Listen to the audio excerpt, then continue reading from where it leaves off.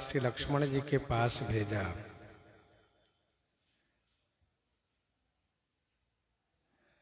श्री लक्ष्मण जी ने शूर्पणखा को देख करके यह कहा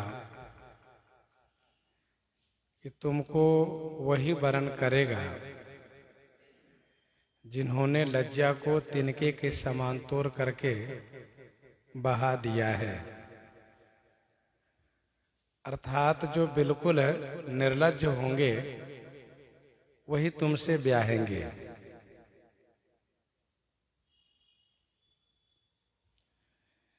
तब शूर्पणखा को ऐसा लगा कि मेरा उपहास किया जा रहा है, और वैसे भी कामना की पूर्ति जब नहीं होती है तब क्रोध अपनी चरम सीमा पर बढ़ जाता है। कामात क्रोधो भी जायते। एकदम से खिसिया करके शूर्पणखा अपने स्वस्वरूप में आ गई है और श्री सीता जी की ओर बढ़ने लगी, यह कहती हुई कि अभी मैं इनको मार डालती हूं, इनको खा जाती हूं। श्री सीता जी डर गई। भगवान श्री राम जी का यह स्वभाव है कि उनके आश्रित जन, उनके भरोसे रहने वाले भक्त यदि डरा हुआ हो, भयभीत हो, तो उनके भय को दूर कर देते हैं।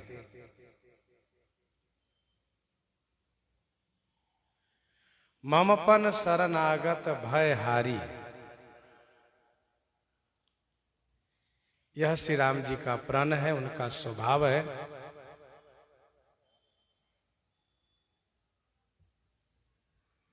कई उदाहरण है।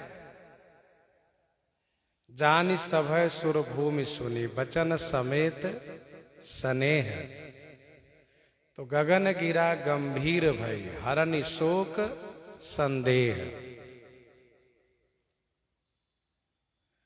मेरे भक्त लोग डरे हुए हैं, उनमें डर न रहे, श्री राम जी तुरंत इसके लिए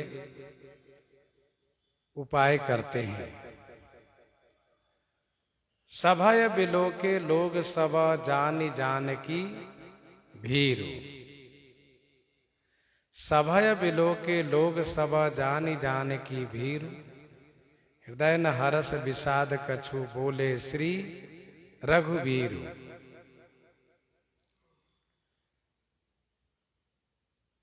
यहां पर श्री सीता जी डर गई हैं, ऐसा श्री राम जी ने देखा तो अपने प्रिय अनुज श्री लक्ष्मण जी से इशारे में समझा करके कहा।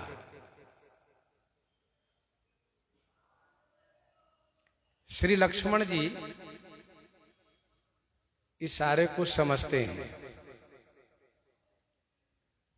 उत्तम सेवक वह होता है जो स्वामी के इशारे को समझ जाए, और उत्तमता तो यह है कि स्वामी के मन में बात आवे और सेवक जान जाए। वहां तक नहीं हो पा रहा है तो कम से कम इशारे को तुरंत समझना चाहिए। श्री राम जी यदि वचन से कहते हैं, एक तो कहने में समय लगेगा, और दूसरा यह है कि यदि श्री राम जी श्री लक्ष्मण जी से इस प्रकार से कहते हैं कि इसके नाक कान काट लो, तो वह भाग जाएगी। काम रूपनी है, इच्छा रूप धारण करती हैं, वह तुरंत गायब हो जाएगी। इसलिए श्री राम जी ने इशारे में ही समझा करके कहा। सीता ही सभया देखी रघुराई, कहा अनुज सन शयन बुझाई, कहा अनुज सन शयन बुझाई।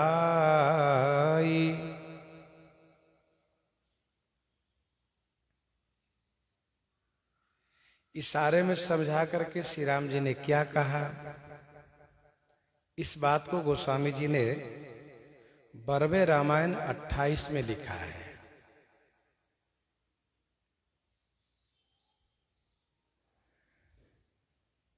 वेद नाम कही अंगुरिन,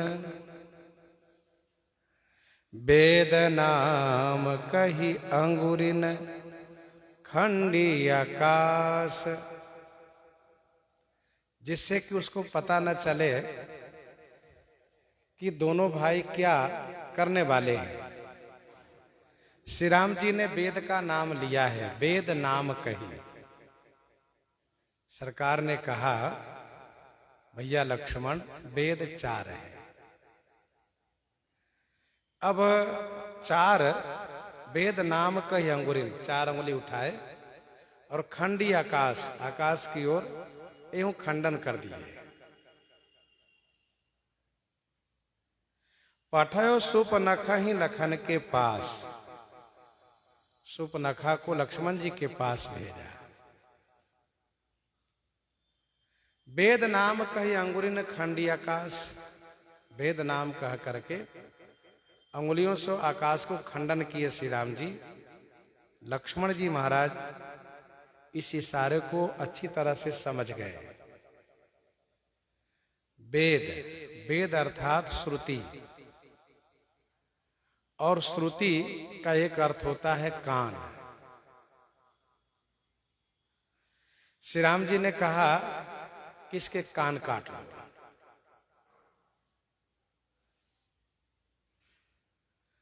आकाश को खंडन करके श्री राम जी ने यह कहा कि आकाश, आकाश माने होता है स्वर्ग, और स्वर्ग का एक अर्थ होता है नाक,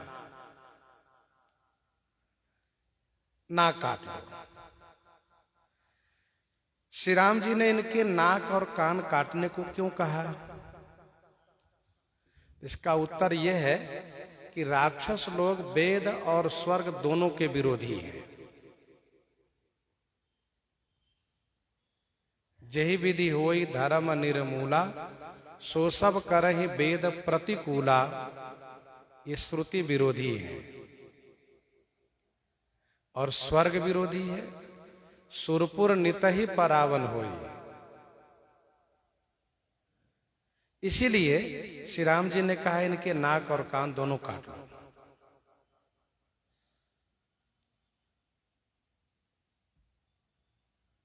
नाक सुंदरता के प्रतीक है। इसकी सुंदरता समाप्त कर दी जाए, जिससे कि यह पुनः व्यभिचार की कल्पना न कर सके।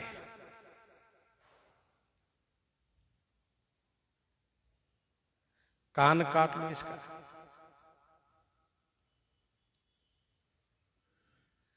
क्योंकि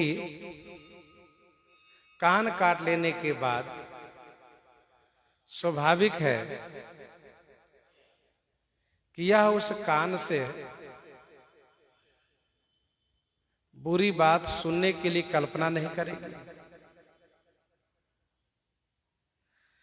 तो जैसा कि आपने सुना कि असुर लोग स्वर्ग के विरोधी होते हैं, इसलिए नाक और श्रुति विरोधी होते हैं, इसलिए कान काटने के लिए श्री राम जी ने कहा।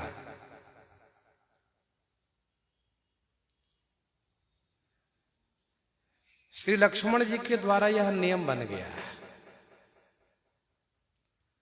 असुर जाति को दंडित करने के लिए यह नियम बन गया कि उसके नाक और कान दोनों काट लिए जाए।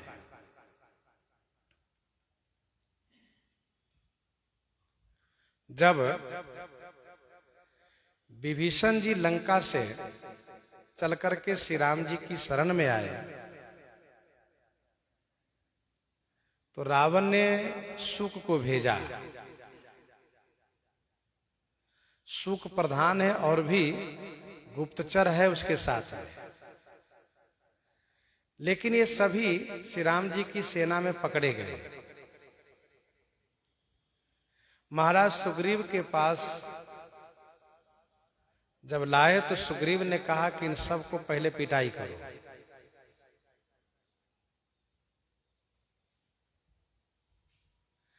और इसके बाद जो दंड का विधान हमारे यहाँ है वह दंड दे दो, दंड देकर छोड़ दो। तो बंदर भालुओं ने उनकी बड़ी पिटाई की।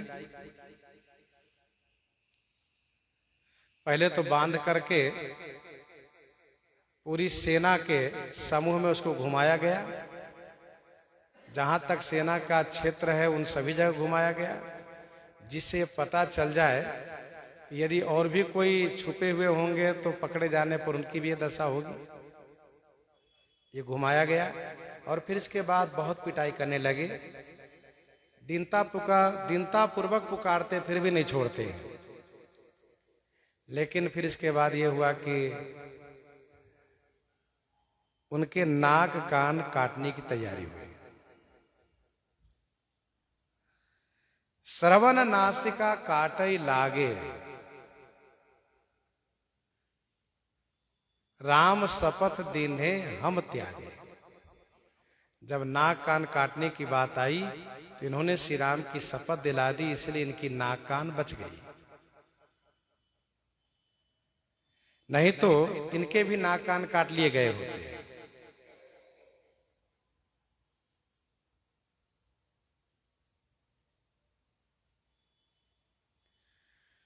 अच्छा, जब वानरी सेना लंका में पहुंची है तो जहां कहो फिरत निशाचर पावही, घेरी सकल बहुनाच नचावही, दसनन काटी नासिका काना, कही प्रभु सुजस देहि तब जाना। वहां भी यही करते थे।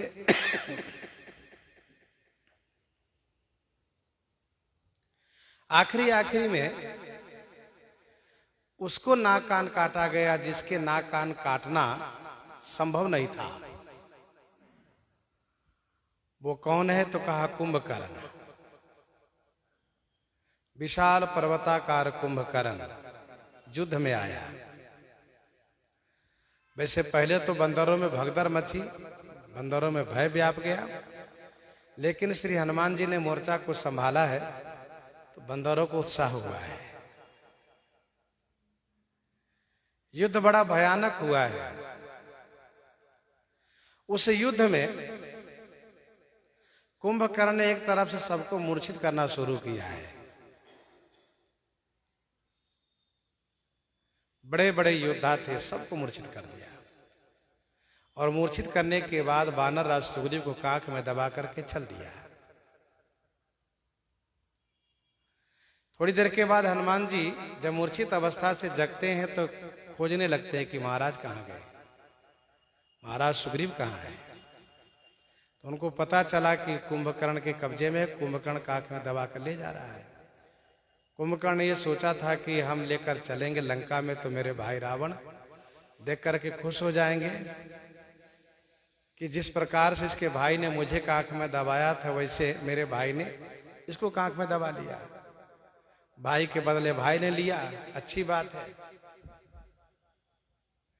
कुंभकर्ण जब जा रहा है नगर में, हनुमान जी ने देखा, पर हनुमान जी ने सोचा कि हम छुड़ाएंगे तो ये हमारे महाराज के लिए ठीक नहीं होगा। महाराज स्वयं बुद्धिमान है, मुक्त होके आ जाएंगे। लंका में कुंभकर्ण जब प्रवेश किया है तो कुंभकर्ण पर लोग खुश होकर के पुष्प वृष्टि किए हैं, शीतल जल बरसाए हैं। तो उससे कुंभकर्ण को क्या लाभ हुआ ये तो हम लोग नहीं जानते, लेकिन महाराज सुग्रीव को लाभ हो गया। महाराज सुग्रीव मूर्छित अवस्था से जग गए। अब महाराज सुग्रीव ने देखा कि तो कुंभकर्ण ने मुझे कांख में दबा लिया है, अब क्या करें। इन्होंने जानकर के अपने शरीर को और ढीला कर दिया।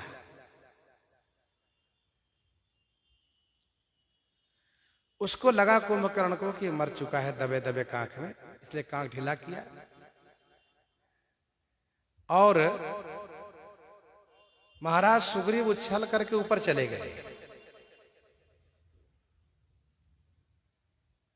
और फिर वही किए जो नियम है श्री रामादल का, कुंभकर्ण के नाक कान काट लिए। नाक कान काट करके गर्जना करते हुए आकाश की ओर जब उछले तब उसको लगा रे तो मरा नहीं, जिंदा है।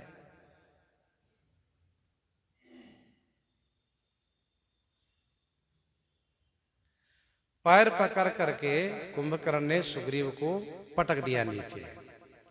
कुंभकर्ण भी बानर ठहरे, फिर उछल करके इन्होंने भी प्रहार किया।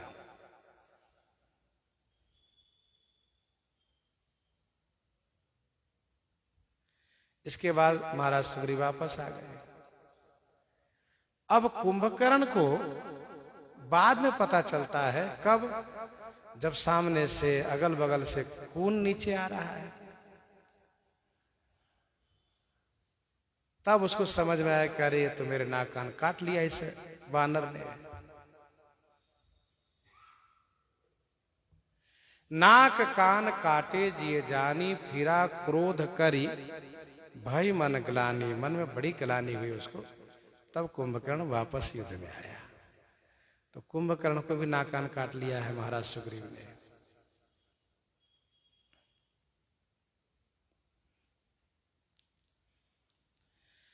सीता ही सभय देखी रघुराई, कहा अनुज सन शयन बुझाई। श्री लक्ष्मण जी ने श्री राम जी की आज्ञा को बड़ी शीघ्रता से पालन किया। लक्ष्मण अति लाघव सो, नाक कान बिनु कीन। ताके कर रावण का, मनो चुनौती देन। लक्ष्मण जी महाराज अति लाघव माने अति शीघ्रता से, नाग कान बिनु कीन, नाक कान के बिना कर दिए। गोस्वामी जी कहते हैं मानो ताके कर रावण का, मानो उसके हाथ से रावण को चुनौती दिन माने ललकारा है श्री लक्ष्मण जी ने।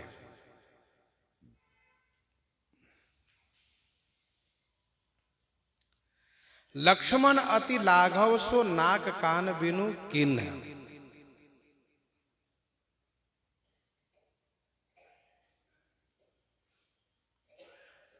श्री लक्ष्मण जी बड़ी फुर्ती से काम किए।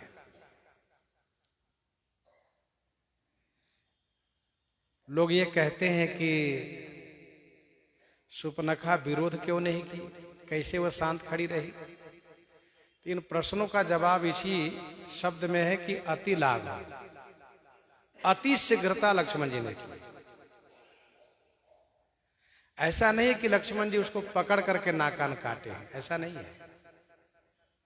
उसको स्पर्श नहीं किया है, खड़ग से नाक कान काट लिया है, बड़ी फुर्ती से काटा है। और उसको विरोध करने के लिए हल्ला गुल्ला करने का मौका ही नहीं दिया लक्ष्मण जी ने। संभवतः शूर्पणखा को ऐसा भ्रम हुआ है कि मुझे कुपित देख करके लक्ष्मण मनाने आ रहे हैं, मानो ये कहने आ रहे कि तुम गुस्सा मत करो, नाराज मत हो, तुम्हारे साथ मैं विवाह कर लूंगा। ऐसा उसको भ्रम हो गया है संभवतः।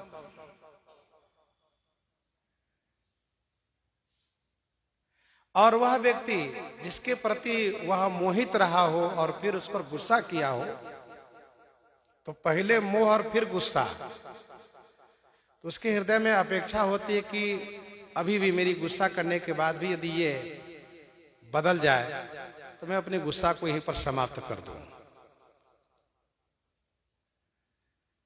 पहले तो मोह है, विमोहित हुई है और फिर गुस्सा की है, तो उनको ऐसा लगा कि मुझे मनाने आ रहे हैं। बिल्कुल निकट में आए तो ऐसा लगा कि संभवतः मुझे स्पर्श करके मनाएंगे, क्योंकि रूठे हुए व गुस्सा किए हुए व्यक्ति को छू करके मनाया जाता है। लेकिन लक्ष्मण जी ने बड़ी शीघ्रता की है। यदि शीघ्रता नहीं करते तो मायाविनी है, माया जानती है, तुरंत अंतर ध्यान हो जाती है। इसलिए श्री लक्ष्मण जी ने बड़ी शीघ्रता से उसके नाक कान को काट लिए। जैसे श्री राम जी जनकपुर की उस स्वयंवर भूमि में इतनी शीघ्रता में धनुष उठा लिए कि देख ही नहीं पाए लोग। गुरु प्रणाम मन ही मन की नहा, अति लाघव उठाई धनु लीन्हा। अति लाघव उठाई धनु लीन्हा, अति शीघ्रता में धनुष उठा लिए। अति शीघ्रता उसी को कहते जहां पर कि सामने वाले व्यक्ति को समझ में ना आवे कि हो कैसे गया ये। और शीघ्रता यह वीरता की शोभा है। यदि वीरता हो, वीरता में वीर पुरुष आराम आराम से अपना अस्त्र शस्त्र निकालें और फिर चलावें, चलें, मार दिए जाएंगे बेचारे में। वीर पुरुष की शोभा है शीघ्रता में। जितनी फुर्ती हो, जितना जल्दी स्विच दबाते ही बालों में करंट पहुंच जाता है, उतना ही जल्दी में काम होना चाहिए।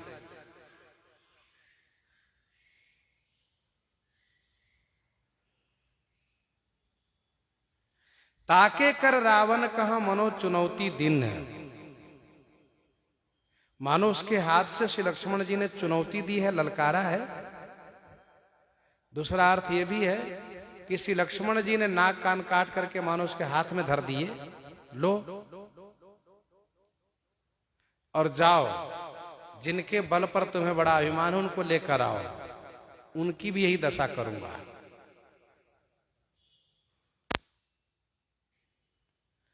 ये ललकारना है।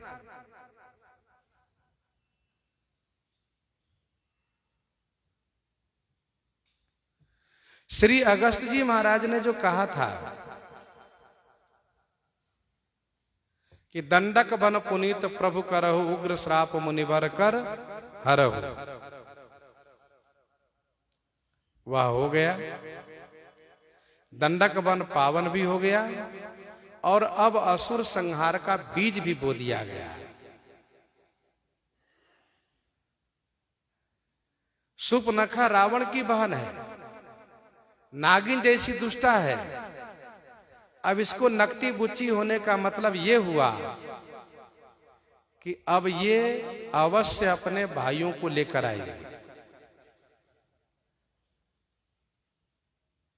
और यहां जो बातें हुई है वह बात नहीं कहेगी, ये दूसरी बात कहेगी, घुमा करके बात कहेगी, झगड़ा लगाएगी और इनके भाई इनकी बात मान करके आएंगे और मारे जाएंगे। तो लक्ष्मण अति लाघव सो नाक कान बिनु किन्ह, ताके कर रावण कह मनो चुनौती दिन। श्री लक्ष्मण जी पहली बार सुपनखा को नाक कान काटे हो सो बात नहीं है। श्रीमद् वाल्मीकि रामायण में ऐसा वर्णन है। एक अयोमुखी नाम की राक्षसनी आई और उसने लक्ष्मण जी को पकड़ लिया और उनसे कहा कि सुनो, तुम इनके साथ क्यों पीछे पीछे घूमते, चलो मेरे साथ रहो, तुम्हारे साथ हम सुखपूर्वक जीवन जिएंगे, छोड़ दो इनको। तो श्री लक्ष्मण जी ने उस अयोमुखी राक्षसनी को भी नाक कान काट लिया था। अब नाक कान काट लेने के बाद फिर जो दशा होती है ये तो वही जानती है। नकटी बुच्ची बना दिया। किसी पुरुष को यदि मोच मुरवा दिए जाए तो उसकी भारी बेइज्जती होती है। अब जो मोच की शान ही न जाने, जो मुचकट्टा बने रहे, उसकी बात अलग है, लेकिन भाई पुरुष के मोच का एक शान होता है। तो वैसे ही नाक की एक शान होती है। तो अब इनको नकटी बुच्ची बना दिया श्री लक्ष्मण जी ने। लोगों ने ये कहा कि श्री लक्ष्मण जी ऐसा क्यों किए, उनको इस प्रकार से दंडित नहीं करना चाहिए था।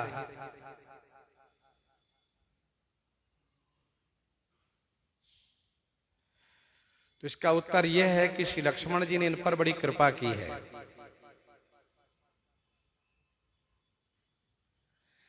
कृपा क्या की है? कृपा यह की है कि अब नकटी बुच्ची हो जाने से अब व्यभिचार की कल्पना नहीं करेगी। अब ये व्यभिचार में प्रवृत्त नहीं होगी। अब ये इसका धर्म बना रहेगा, धर्म बचेगा इसका। यह श्री लक्ष्मण जी ने कृपा की है।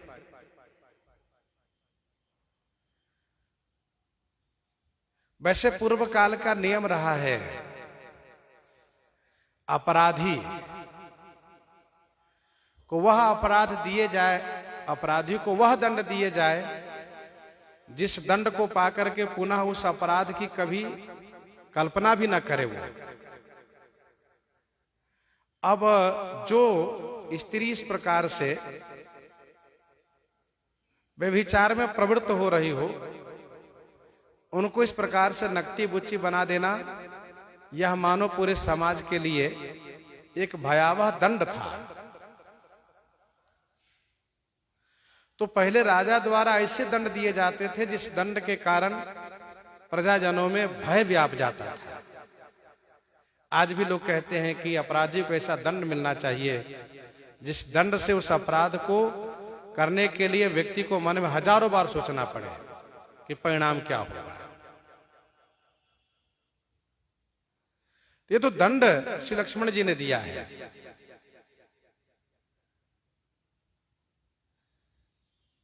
श्री सीता जी को मारना चाहा इन्होंने, स्पष्ट रूप से कहा कि मैं इनको खा जाऊंगी, तो इनको दंडित करना आवश्यक था।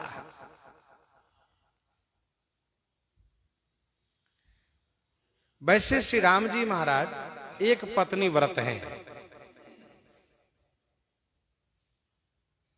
श्री राम जी एक पत्नी व्रत हैं और श्री राम जी ने अपने राज्य काल में ऐसी व्यवस्था बना दी कि उनके राज्यकाल में सभी एक पत्नी व्रत हुए। कोई भी दूसरा विवाह नहीं करता था, कोई भी पुरुष दूसरा विवाह नहीं करता था, जिससे यह था कि पुरुष जब एक पत्नी व्रत हो गए तो स्वाभाविक है कि नारी सभी पतिव्रता हो गई। जब पुरुष किसी नारी के प्रति कुदृष्टि नहीं डालते तो नारी भी अपने धर्म में सुरक्षित रहने लगी। यह श्री राम राज्य की विशिष्टता थी। एक नारी व्रत रत सब झारी, ते मन वच क्रम पति हितकारी।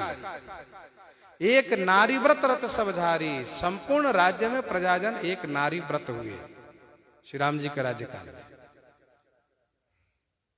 श्री राम जी ने अपने राज्यकाल में प्रजाजनों को एक सुंदर संदेश दिया, संतान दो हो, पत्नी एक ही रहना चाहिए, तो प्रजाजनों में सुख होगा, प्रजा में खुशहाल होगा, प्रजाजन सुखी रहेंगे, क्योंकि अधर्म नहीं होगा, सभी धर्म पारायण होंगे। श्री राम जी अपने राज्यकाल में स्वतंत्र यह आदर्श स्थापित किए। यदि गुरु जी के आदर्श को अपनाते तो बहुत बच्चे होते श्री राम जी के, पिताजी के आदर्श को अपनाते तो बहुत पत्नी होती श्री राम जी की, पर ऐसा श्री राम जी नहीं किए। और इसलिए आज भी सभी अवतारों में श्रेष्ठ श्री रामा अवतार माना जाता है, क्योंकि श्री रामा अवतार मर्यादा पुरुषोत्तम का अवतार है। बहुत मर्यादित जीवन जीने वाले श्री राम जी, लोगों को शिक्षा देने वाले श्री राम जी, एक मानव जीवन कैसा उदार और उदात्त होना चाहिए यह शिक्षा देने वाले श्री राम जी। इसलिए श्री राम जी सबके लिए वंदनीय हैं, सबके लिए आदर्श पुरुष है। सब नारी चाहती है कि श्री राम ही हो, चाहे पुत्र रूप में हो चाहे पति रूप में हो।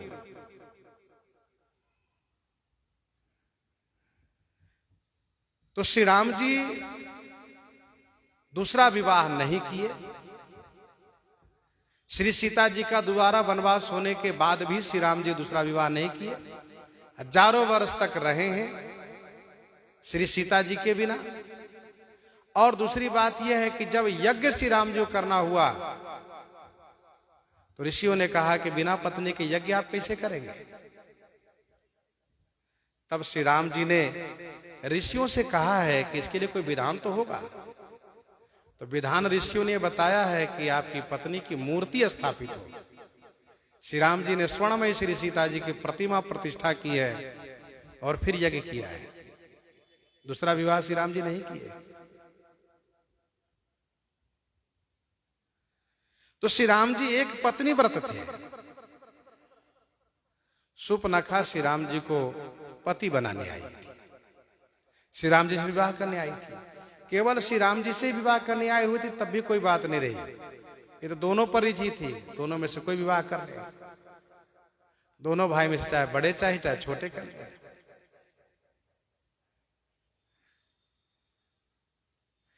बड़े भाई को वर्ण करने के बाद छोटे के लिए वैसे भी मातृवत हुई। छोटे को वर्ण करने पर स्वाभाविक है कि वह बेटीवत हुई, बहनवत हुई, बेटी के समान हो गई। तो सुपनखा का ही अपराध है। फिर भी श्री राम जी भगवान ठहरे। इनके पास जो भी जिस भाव से आते हैं उनके भाव का सम्मान होता है, ये भी सत्य है, भले ही देरी से हो। गर्ग संहिता तथा ब्रह्म वैवर्त पुराण में वर्णन है कि सुपनखा ही अगले जन्म में कुब्जा हुई है। सुपनखा ही कुब्जा हुई है। नकटी बुच्ची होने के बाद श्री राम जी ने कहा था तुम्हारी इच्छा पूर्ति अगले जन्म में होगी। तो वह कुब्जा हुई है और भगवान श्री राम श्री कृष्ण के रूप में आए हैं तो इनकी भी इच्छा पूर्ति की है। और भी तमाम जो भी स्त्री भाव से कामना की थी सबकी इच्छा पूर्ति की है। कुछ लोगों ने कामना की थी कि हम सखी बन के रहे तो उनको सखी बनाया। बहुतों ने चाहा था कि हम पत्नी बने तो श्री कृष्ण भगवान ने पत्नी बनाई। सबकी इच्छा पूर्ति की। तो लक्ष्मण अति लाघव सो नाक कान बिनु कीन, ताके कर रावण कह मनो चुनौती दीन। नाक कान बिनु भई बेकरारा, जनु श्रवशैल गेरु कै धारा। जनु श्रवशैल गेरु कै धारा, नाक कान बिनु भई बेकरारा। नाक कान बिनु भई बेकरारा। नाक कान के बिना बिकरारा भई। बिकरारा माने विकराल हो गई, भयानक हो गई। एक तो वैसे ही इनका रूप भयंकर था, रूप भयंकर प्रगटत भई। अब जब ये नकटी बुच्ची हो गई पूरा बराबर और फिर रक्त की धारा बह रही है तो ये भयानक और भारी भयानक हो गई। र ल सवर्ण होता है इसलिए ल के जगह र के जगह ल का प्रयोग कभी लोग करते हैं। विकराला न कह करके विकरारा कहा। नाक कान बिनु भई विकरारा।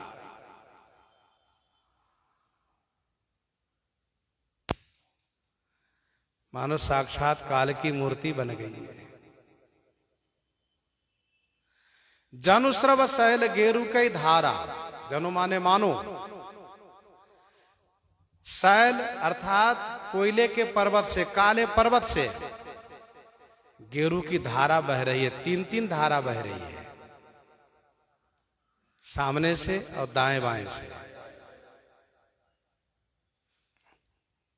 धारा बह रही है, नाला नहीं। बहुत तेज से खून की धारा बह रही है। तो जनुश्रव शैल गेरु की धारा।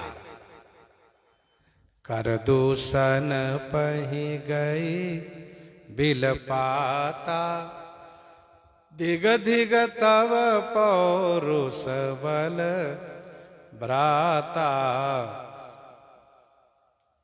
धिग धिग तव पौरुष बल भ्राता। कर दूषण पही गई बिलपाता। खर दूषण पही गई बिलपाता। बिलपाता खरदूषण पही गई। विलाप करती हुई खरदूषण के पास गई और जाकर के सुपनखा ने कहा, अरे ओ भ्राता, तब पौरुष बल को धिक्कार है, धिक्कार है। धिग धिग तब पौरुष बल भ्राता। अरे भ्राता, तब पौरुष बल, धिग धिग तुम्हारे पौरुष और बल को धिक्कार है, धिक्कार है। खरदूषण पही गई बिलपाता। खरदूषण के पास विलकती हुई गई।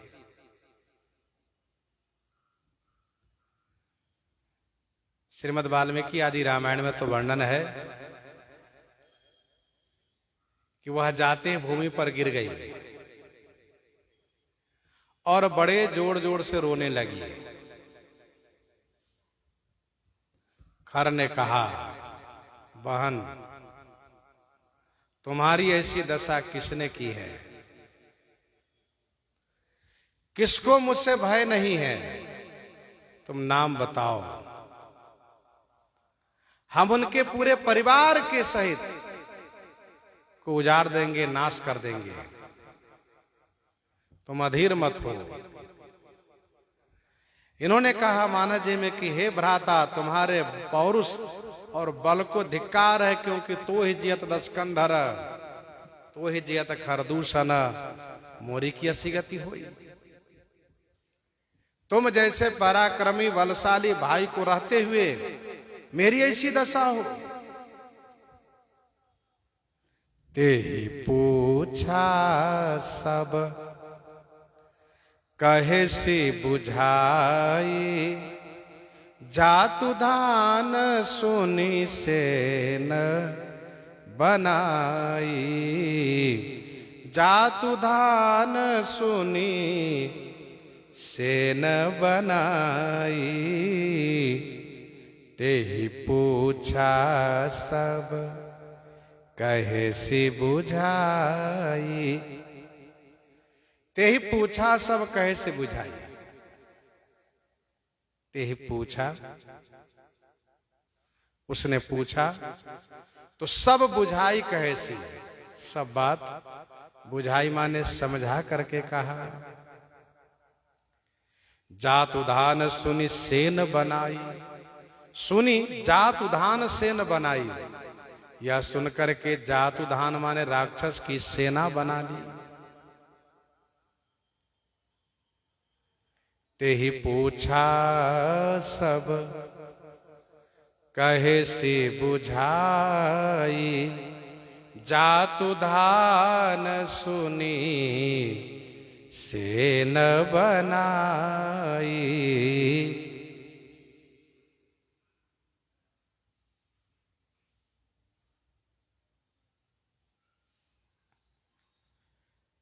सुपनखा ने सभी बातें समझा करके कही। महर्षि वाल्मीकि जी श्रीमद् वाल्मीकि रामायण में वर्णन करते हैं। राम रक्षा स्तोत्र में भी वह श्लोक है जो श्री विश्वामित्र जी कहते हैं। सुपनखा कह रही है कि तरुणो रूप संपन्नो सुकुमारो महाबलो, पुंडरीक विशालाक्षौ चीर कृष्ण जिनाम्बरो, फलमुलासिनो दांतो तापसो ब्रह्मचारिणो।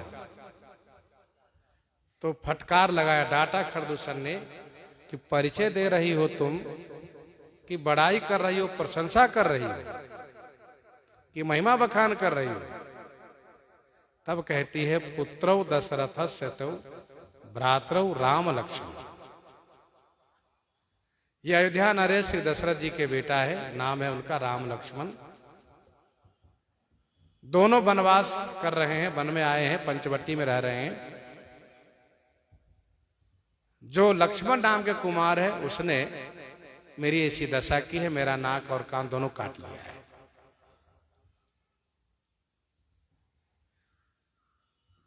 खरदूषण ने पूछा कि नाक कान कैसे काट लिया? तो सुपनखा ने यही कहा कि मैं तुम्हारी बहन हूं। यह सुन करके उसने हंसी उड़ाई। मैंने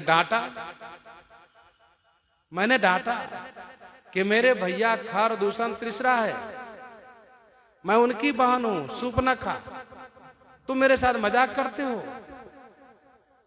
फिर भी नहीं माना, मेरे साथ छेड़खानी शुरू किया। मैंने विरोध किया तो छोटे कुमार ने मेरा नाक और कान दोनों काट लिया है। देखो भाई, सभी अपराधी अपना अपराध को छुपाता है, अपनी गलती को छुपाता है, और उसे पूछे जाने पर वह सामने वाले को ही अपराध बखान करता है, अपने अपराध को दबाता है, जबकि उसमें अपराध ज्यादा होता है। तो सुपनखा ने कहा कि तास वनुज काटे श्रुतिनाशा, सुनित भगन करहि परिहासा। कर ने कहा चिंता मत करो तुम, अभी वही है ना, भागे तो नहीं, कहा नहीं वही है। राक्षस ने तुरंत सेना बुला ली, 14,000 सेना इनकी, सभी सेना को एकत्र किया, डंका बजाया, सारी सेना एकत्र हो गई। खरदूषण तीसरा ने कहा भैया चलो युद्ध करना है। खरदूषण ने सोचा कि मेरी बहन को, हमारी बहन को नकटी बुच्ची करने वाला अवश्य कोई न कोई असाधारण व्यक्ति है। वैसे इंद्रादि देवताओं में भी यह सामर्थ्य नहीं कि हम असुर से विरोध कर सके, पर ये है कौन तपस्वी जिन्होंने ऐसा दुस्साहस किया है? तो कहीं ऐसा न हो अकेले दुकेले जाए और हम भी वैसे ही मारे पीटे जाए। इसीलिए सोचा कि नहीं, अकेले दुकेले नहीं जाना है, सेना लेकर चलना है।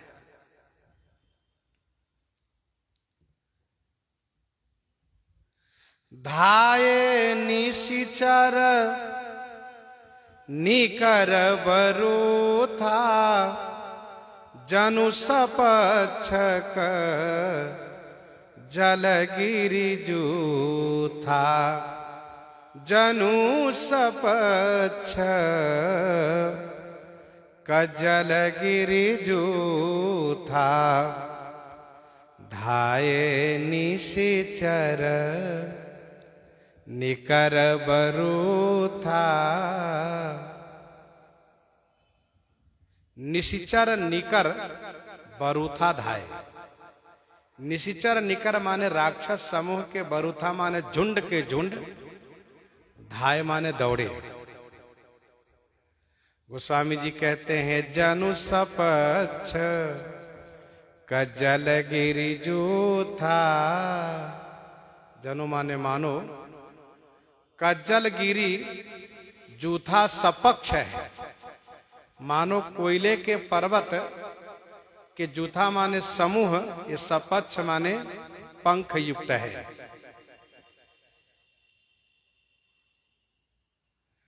कोयले का पर्वत हो, पंख युक्त, तो वह कितना देर ठहरेगा वो? क्योंकि कोयला तो कोयला है वो। वैसे ही ये राक्षस लोग श्री राम जी के सामने कितना दिन ठहर पाएंगे? अच्छा, ये सब इतने काले काले हैं, इतने काले हैं कि इनको कोयले से उपमित किया जाता है। सारे राक्षस वे काले काले हैं। अंगद देख दशानन वैसा, सहित प्राण कज्जल गिरी जैसा। कोयले का पर्वत हो, एकदम से अंधकार, यदि अंधेरी रात हो तो उसे मिल जाते हैं, अंधेरा दिखाई नहीं देंगे, समझ में नहीं आएंगे। तो धाये निश्चर निकर बरूथा, जनु सपच्छ कज्जल गिरि जूथा। नाना वाहन नाना कारा, नाना युध धर घोर अपारा। नाना युध धर घोर अपारा, नाना वाहन नाना कारा। नाना वाहन नाना कारा। नाना वाहन माने अनेक वाहन है, अनेक आकार के हैं। नाना वाहन नाना कारा। घोर और अपारा। अपारा माने अनगिनत, घोर माने भयंकर। नाना आयुध धर, अनेक आयुध धारण किए हैं सब। अनेक वाहन अनेक आकार के हैं सब। इनके वाहन क्या है? कहा खर स्वान सुअर श्रृगाल। ये गधा है, कुत्ता है, यही सब इसके वाहन है। और ऐसे आकार में इन सब की आकृति भी है। ऐसे आकार में इनकी आकृति भी है, गधे जैसे, कुत्ते जैसे हैं सब।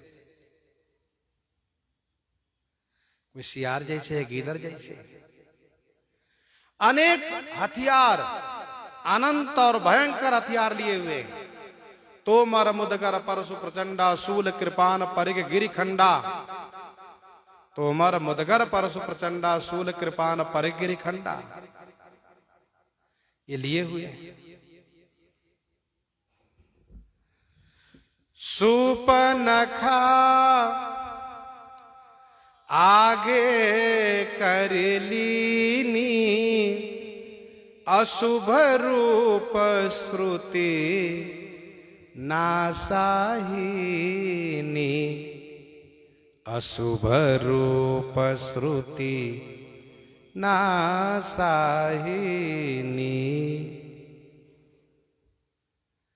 श्रुति नासाहिनी, अशुभ रूप।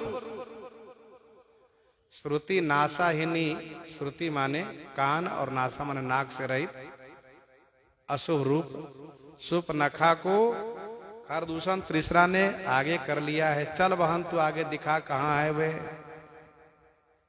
सुपनखा आगे कर लीनी, अशुभ रूप श्रुति नासाहिनी।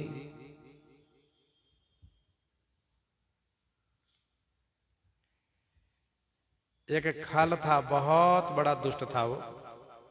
उसने एक व्यक्ति को विवाह करने के लिए जाते हुए देखा। विवाह करने के लिए जाते हुए देखा तो सोचा इसके लिए मैं क्या मंगल करूं, क्या शुभ करूं। कुछ समझ में नहीं आया, तुरंत अपनी नाक काट लिया और सामने खड़ा हो गया। इसका मतलब यह है कि नाकहीन व्यक्ति का दर्शन अशुभ होता है। सुपनखा अशुभ की मूर्ति है, अमंगल की मूर्ति है। ये सुपनखा, अब इसको जब खरदूषण ने आगे किया है तो ये बच के नहीं आएगा, क्योंकि पहले ही अमंगल हो रहा है इसका। लोग कहीं जाते हैं यात्रा पर तो शुभ मंगल करके जाते हैं, यहां तो अशुभ को साथ में लेकर जा रहा है खरदूषण, आगे करके जा रहा है। सुपनखा अशुभ रूप है, इसके बाद भी और भी अपशगुन हो रहे हैं। असगुन अमित होहि भयकारी, गनहीन मृत्यु विबस सब झारी। गनहीन मृत्यु विवश सब झारी असगुण अमित होहि भयकारी। अमित माने असीम, भयकारी माने भय करने वाला, असगुण हो रहा है। लेकिन गणहीन मृत्यु विवश सब झारी, सब झारी मृत्यु विवश है। झारी माने संपूर्ण झुंड के झुंड, ये सभी मृत्यु के विवश है। इसलिए उन अपसगुनों को गणहीना, गणहीना अर्थात महत्व नहीं देते हैं, मानते नहीं हैं। असगुन अमित हो ही भयकारी, गणहीन मृत्यु विवश सब झारी।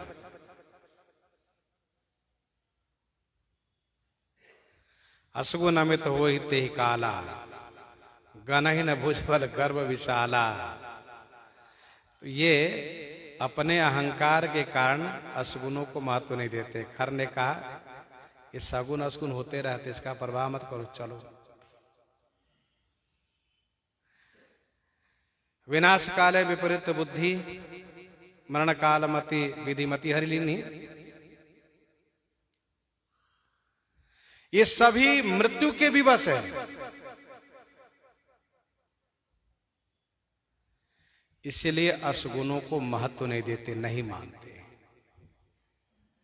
जिसके ऊपर काल सवार हो, काल जिसको लेना चाहता है, उसकी बुद्धि बिल्कुल नष्ट हो जाती है। वह फिर अच्छा बुरा को विचार नहीं कर पाता है, सगुन असगुन को विचार नहीं कर पाता है।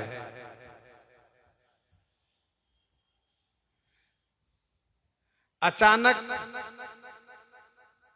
घुड़सवार घोड़े के साथ गिर जाता है, घोड़ा गिर जा रहा है।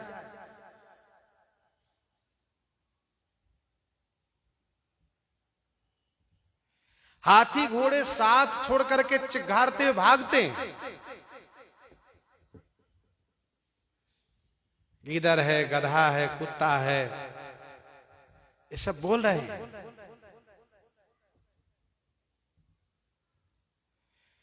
किसी किसी असुर के ऊपर गिद्ध आकर के बैठ जा रहे हैं सिर पर। रथ के ऊपर गिद्ध बैठा हुआ है, मानो गिद्ध प्रतीक्षा कर रहा, जल्दी मरो, हम तुम्हें खाएंगे। फिर भी ये नहीं मानते।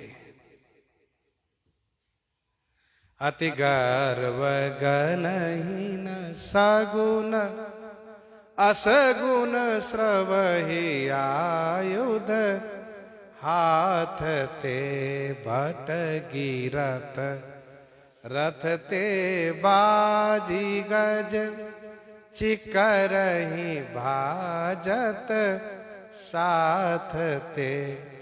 गोमाए गीध कराल खररव, स्वान बोलहि अति घने जनु, काल दूत उलोक बोलहि, वचन परम भयावने हो, वचन परम भयावने।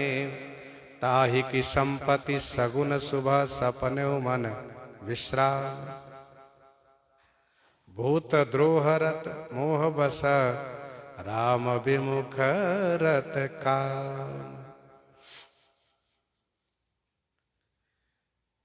तो ये नहीं मान रहे हैं। गरजहि तरजहि गगन उड़ाही, गरजहि तरजहि गगन उड़ाही। देखी कटक भटयति हरसाही, देखी कटक भट अति हरसाही। गरजहि तरजहि गगन उड़ाही, गरजते हैं और तरजहि माने दपटते हैं, डांटते हैं। गगन उड़ाही, आकाश में उड़ते हैं, उछलते हैं।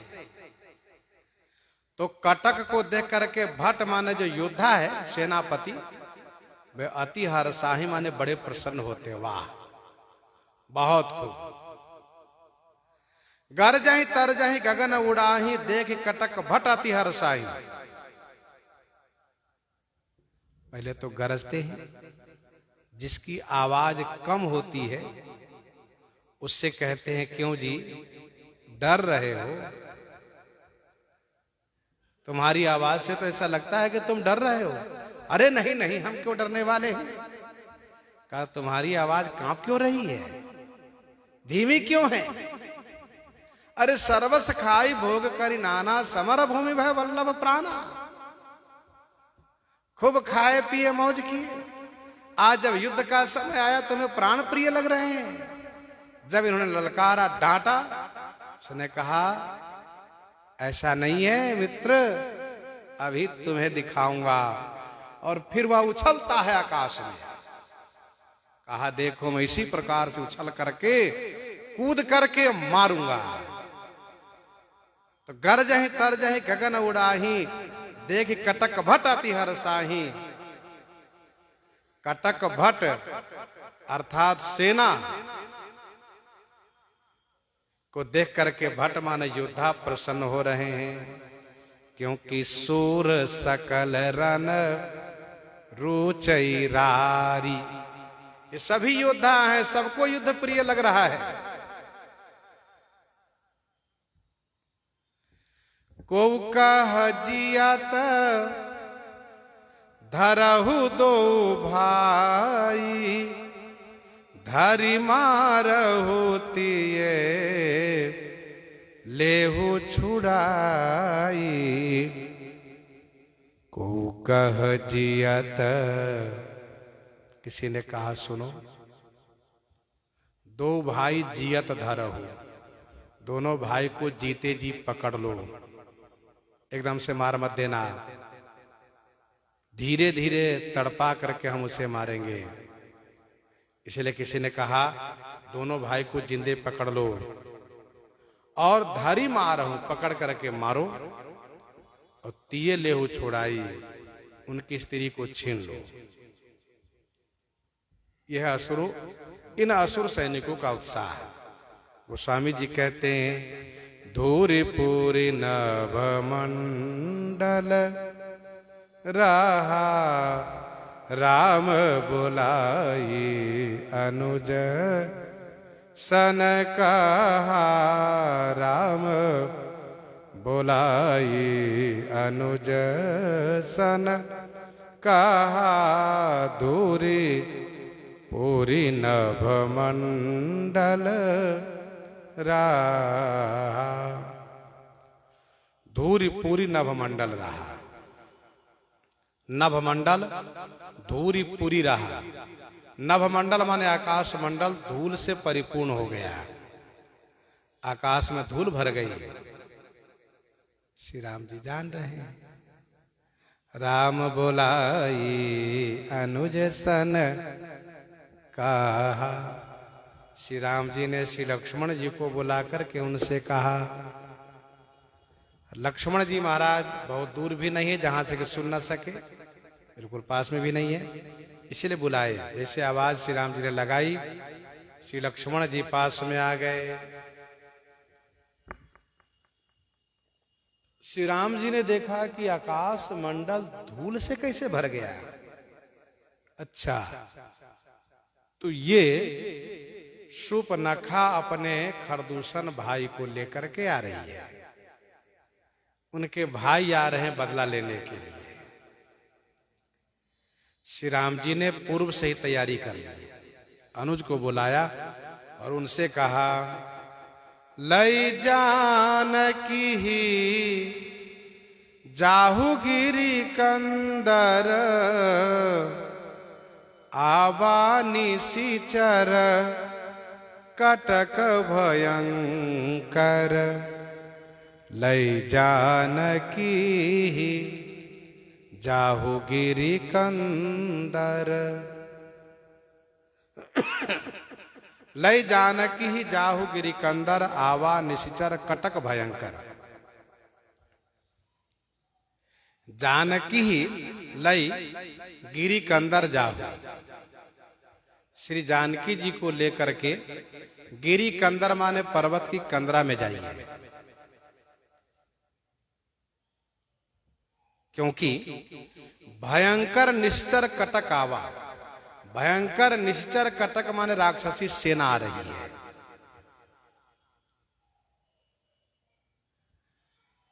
श्री राम जी ने श्री जानकी जी को गिरी कंदरा में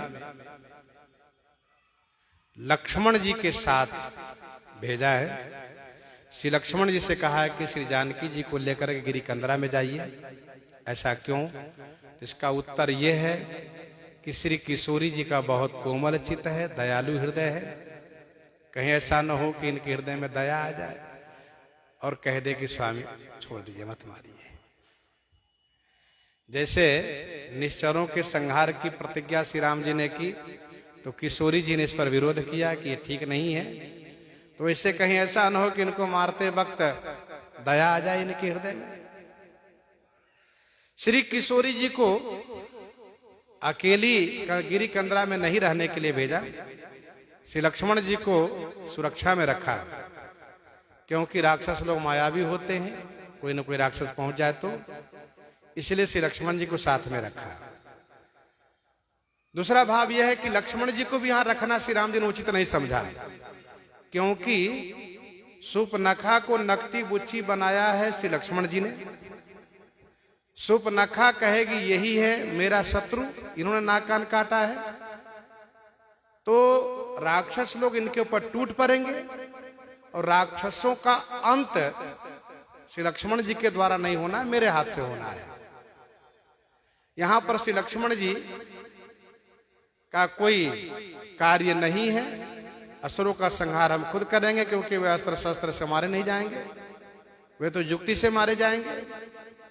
और युक्ति से मारने के कारण ही श्री राम जी को संतों ने पंडित कहा है, खरदूषण विराध बद पंडित। तो सरकार ने कहा कि लय जानकी ही जाहु गिरी कंदर, आवा निश्चर कटक भयंकर। भैया लक्ष्मण, एक बात और ध्यान रखिएगा, रहे हो सजग सुनी प्रभु कई बानी। रहे हो सजग सुनी प्रभु कई वानी। चले सहित श्री सरधनु पानी। चले सहित श्री सरधनु पानी। भैया लक्ष्मण, उस गिरी कंदरा में भी सजग रहिएगा। रहे उस सजग, सावधान, क्योंकि जानने जाए निशाचर माया। प्रभु कई वाणी सुनी, प्रभु की वाणी सुन करके श्री किशोरी जी को साथ में लेकर के, पानी माने हाथ में धनुष बांध लिए हुए, श्री लक्ष्मण जी चल दिए। चले सहित श्री सर धनु पानी। श्री राम जी ने कहा कि भैया लक्ष्मण आप सावधान रहिएगा, क्योंकि इतिहास साक्षी है। जालंधर युद्ध काल में भी श्री शंकर जी का रूप बना करके कैलाश पहुंच गया था श्री पार्वती जी के पास। ये राक्षस कब कौन सी माया करे नहीं जाना जा सकता। संभव है कि मेरे रूप में कोई तुम्हारे पास चला जाए, इसलिए रहे उस सजग, सावधान रहना।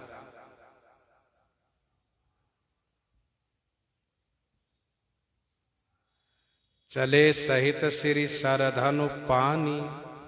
नीति कहती है कि दुष्टों की निगाह से अपने आप को और चोर की निगाह से अपनी वस्तु को बचाव करना चाहिए, बचाना चाहिए, ये नीति कहती है। श्री राम जी स्वयं पराक्रम को प्रकट करना चाहते हैं। श्री राम जी स्वयं पराक्रम को प्रकट करना चाहते हैं, स्वयं लड़ना चाहते हैं इन सब से। पहले तो खेल होगा, खूब लड़ेंगे जी भर करके, फिर मारेंगे। इसलिए श्री लक्ष्मण जी को विदा कर दिए हैं।